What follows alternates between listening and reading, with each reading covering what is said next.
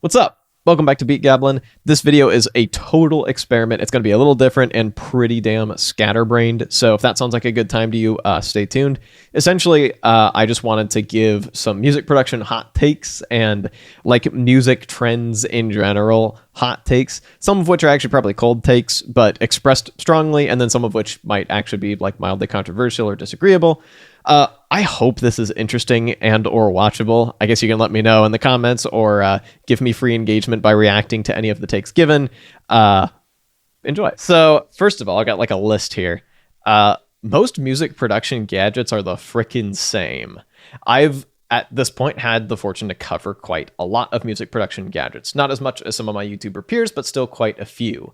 And a lot of them are fundamentally the same gadgets. Like, every subtractive synth is pretty much like every other subtractive synth. Maybe they'll have more or fewer voices or oscillators or functions, but boiled down to their components, they're basically the same. Same thing goes for like samplers. Like, how many 8-track monophonic mono samplers do you really need? The answer is probably only one. Like, I like monophonic mono samplers because I'm a hardware head and I'm like way too deep into this world, but a lot of these gadgets are basically the frickin' same in terms of like their core bones, I guess.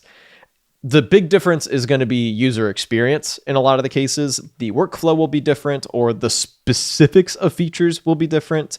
Maybe you pay a bit more to get a bit extra stuff, or maybe you pay a bit more to get the prestige or the very particular sound of a certain unit.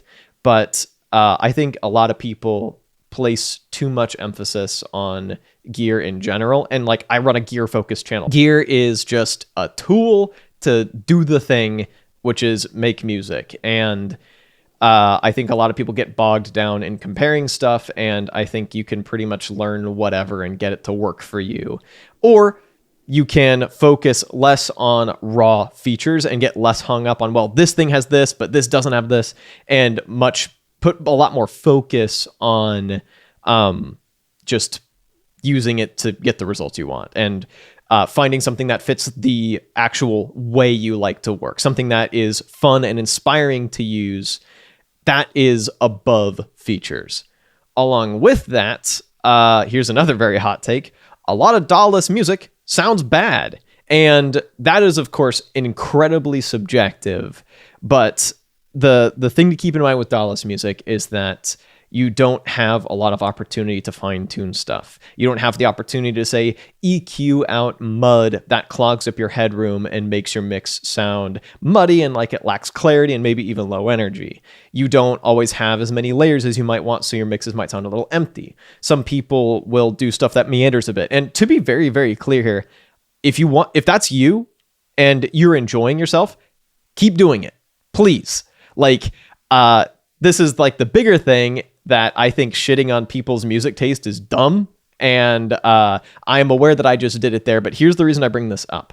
Because I think a lot of people get into things like analog synths or DAW-less setups because they think it's going to make their music sound better. It's going to make it sound more pro or something like that, and that's not the case. You get into DAW-less music production and you can argue all day about what that even means, and the answer is, it doesn't matter, who cares? But the point of a DAW-less music production is to have a more old school workflow, a more hands-on workflow, something that you maybe find a bit more fun and inspiring. That is the point. And hey, maybe you do like the way it sounds if you want something that sounds a bit more old school, maybe a little less polished, a little more rough around the edges. That is the experience that you're signing yourself up for, though. And like, for me personally, I like to make kind of polished sounding stuff, or at least stuff that attempts to be polished sounding. Like, I'm aware of the flaws in my music. Like, my mixes aren't always the best. Sometimes my mastering kind of sucks straight up. But at least the goal I'm aiming for is something that you could play like in a Spotify playlist, on the radio, in a club, something like that. DAW-less, doing that DAW-lessly is going to be a big ol' uphill battle. And that's the way it is. So I want to be very clear. Shitting on people's music taste is dumb. If the workflow and the sound that you're getting makes you happy, please keep doing it and ignore what people say about how it sounds. But Don't buy hardware thinking it's going to make your stuff sound better, because it probably won't. Most of the stuff that is on the radio, played in clubs or on Spotify playlists, is not made with hardware, or is made with a combination of hardware and software. Speaking of, don't buy hardware because you want like the most innovative sound design experience. That's the domain of plugins. The amount of like super differentiated stuff is always going to be, there's going to be more variety in plugins. There's going to be more fine tuning and even more opportunities for experimentation in plugins, because you can get free stuff. You can start stacking stuff. You can like resample and pretty much go ham. Whereas with hardware, you're limited by the physical constraints of a gadget that's kind of made to do one specific thing. And you get hardware synths partially because you want exploration. You want to explore what a certain unit is capable of for its own sake, and because you want something that's hands-on, or because you want a bigger hardware setup, but I'm lumping that under hands-on. And of course, there's the whole world of modular, and you can get some pretty innovative stuff out of it, but of course, there's the software equivalent, and once again, I see a lot of people see spending money as the solution to their stuff sounds unprofessional, or they lack inspiration or like innovation. Free stuff can get you there. Free stuff can get you the polish that you want, if that's what you want, and it can get you the inspiration and opportunities for innovation that you want. You don't need hardware for that. But you get hardware because it's fun. Period. What else do I have on here? Speaking of music tastes, I have two almost contradictory hot takes. First, nostalgia bait is just as boring as playing to trends. I see people give a hard time to stuff that maybe is a bit newer in sound, stuff that's maybe a bit trendier, whatever the hell that means.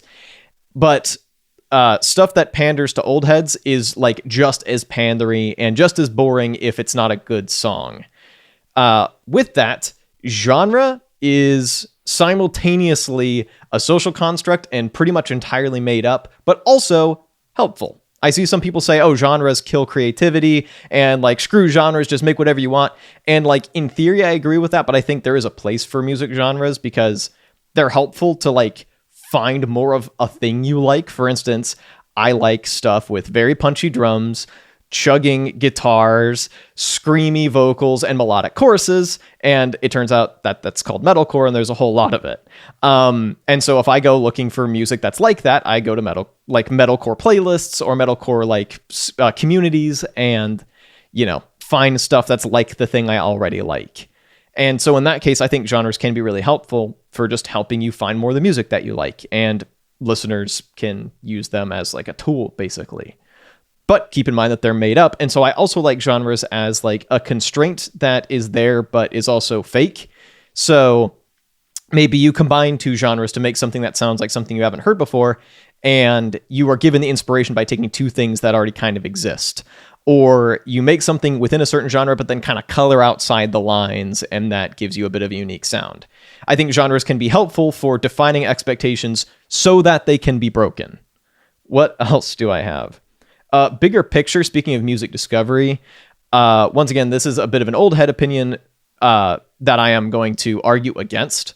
A lot of old heads will say like music used to be so much better back in the day, and in the age of streaming, music is so much more ephemeral now, and like it doesn't have the same longevity. And because everyone has access to music stuff, that like music has gotten worse because the barrier to entry is lower. I disagree with all of that. I actually think we're in a freaking golden age of music, and I actually do, like, from the bottom of my heart, mean that.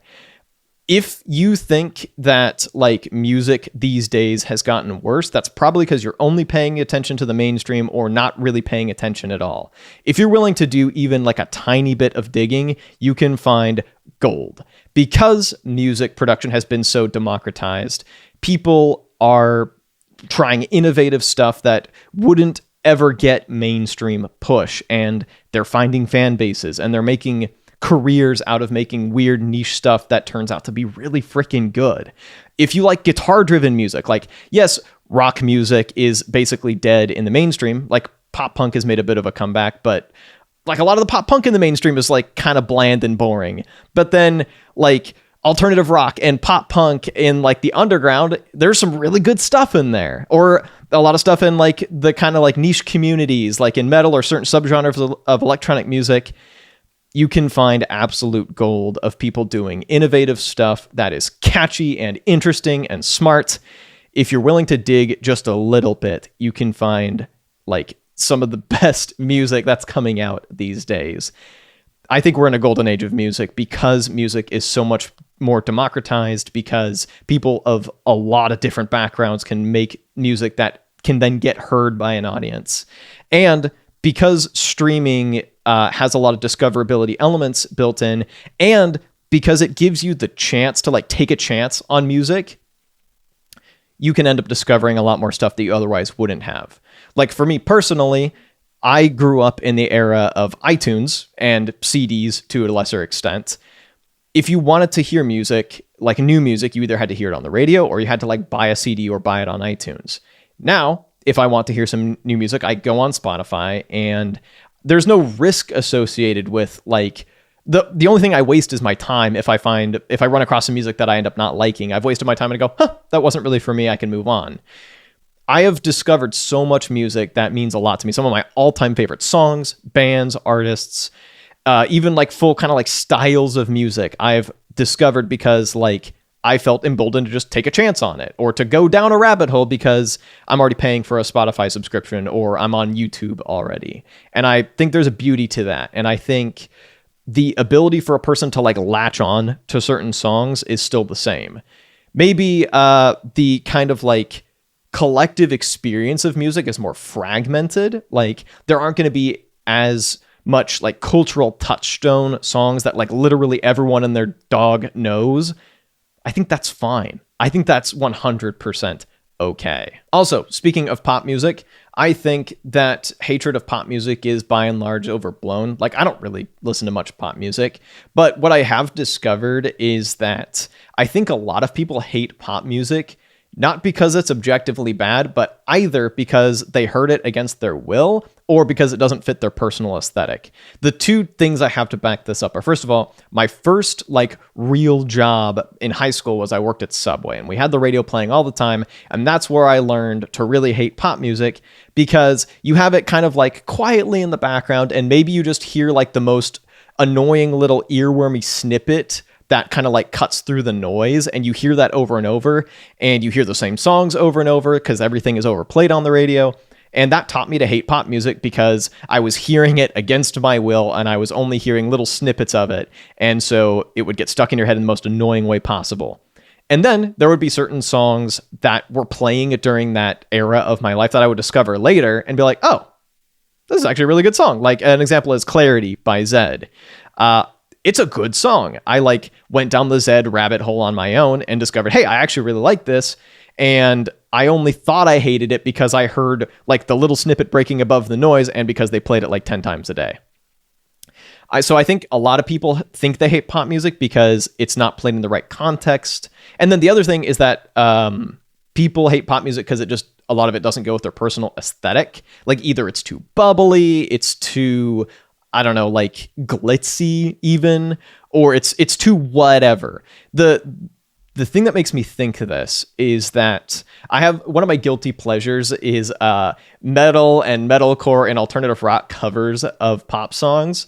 And in the comments for those on like YouTube and stuff, a lot of people are saying, oh, you made the song actually listenable, or like, I actually kind of like this song and I've always hated such and such famous musician. The song was never bad. It was just now presented in a context that you already know you like. And I think that's the case for a lot of stuff. And I think there is something to be said for learning to say, this thing is not for me, but I can objectively recognize that it is fine. And I think that's the case for a lot of pop music. And of course, there is a lot of garbage out there, but there's always been a lot of garbage. Like me as a young person, hearing some of the stuff from like my parents' era, I'm like, this shit's corny as hell. And maybe the form of corniness has changed, but like mainstream stuff is always going to be corny, and that's just how it is. Switching gears entirely, let's talk about futurism. I think there's a lot of futurism brain rot always swimming around. And I say that as someone who's very, very interested in new tech, new genres, new whatever. So first of all, I think at this point, a lot of us agree that NFTs are dumb, but I want to say why I think they're dumb in the context of music. First of all, because if you as an artist or you as a consumer want something permanent, like you want to permanently own a piece of music, buy the WAV files on Bandcamp. That's as high quality as it's going to get. And you can upload them to your Google Drive or put them on a hard drive and keep it forever. That is yours to do with what you wish. That's about as permanent as it gets. You don't need NFTs for that. Funge the songs. Download my music on Bandcamp and funge it, please.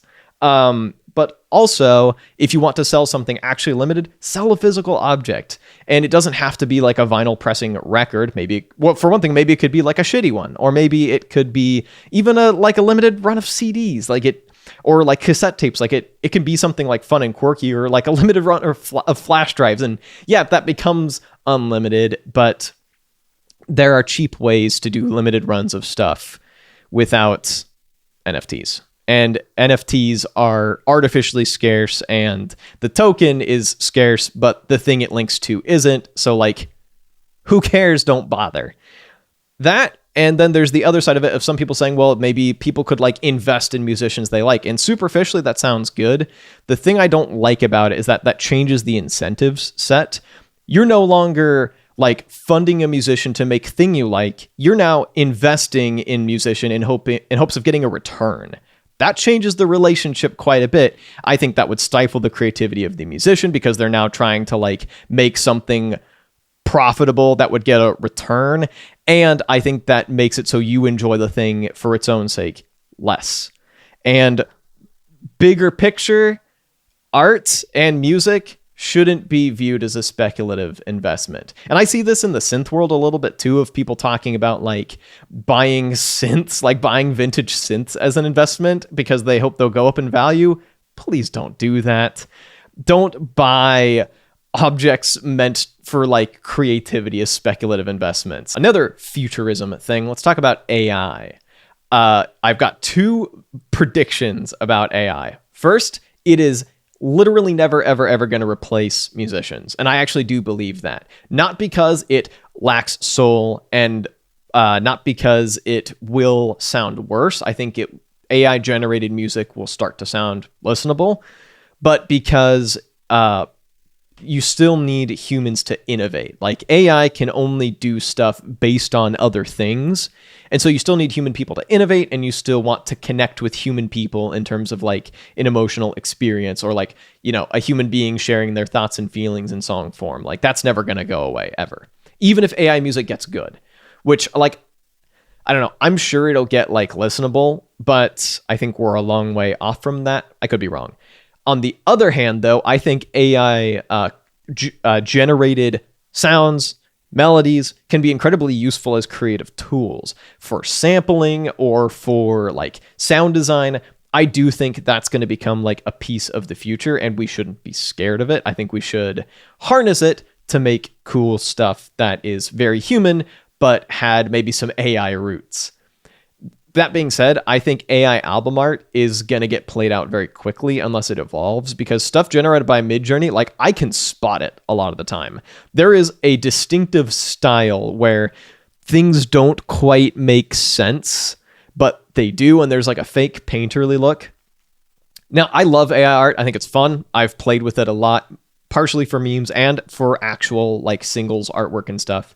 But I don't think it's going to replace human artists ever, and I think it gets pretty easy to spot once you know what to look for and once you've played around with it yourself quite a bit.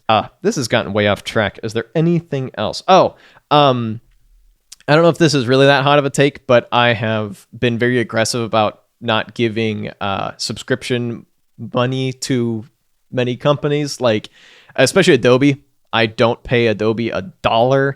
I use Photopea, which is like a browser-based Photoshop alternative, and I use DaVinci Resolve, which is free and very good for editing. Me and my editor both use it, although this one's mostly a one-take Jake with a little bit of editing for me because it's just like an off-the-cuff fun idea that I wanted to experiment with.